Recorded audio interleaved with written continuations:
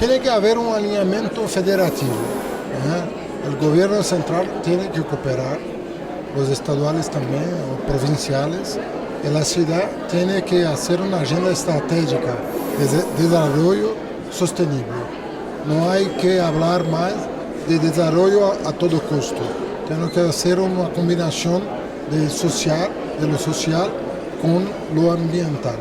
Y es extremadamente posible hacer eso a partir de la tecnología disponible y a partir de cambios de paradigma comportamentales. Tenemos que mudar la cabeza de las personas. Hay un cambio de paradigma muy importante ocurriendo en São Paulo ahora.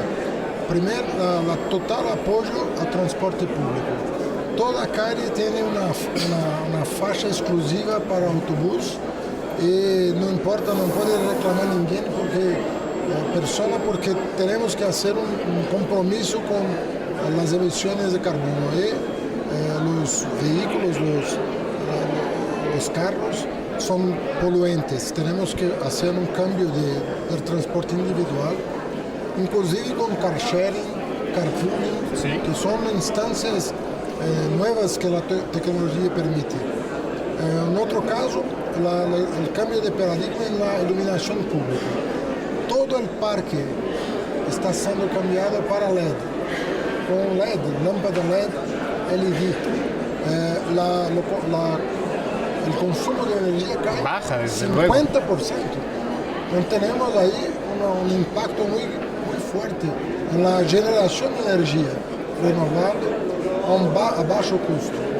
Y en relación a residuos sólidos, hay un plan muy osado de coleta selectiva.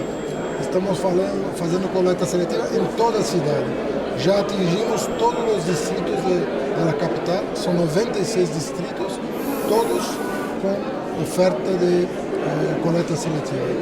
Son cambios de paradigma muy importantes que dialogan con la pauta de la sustentabilidad.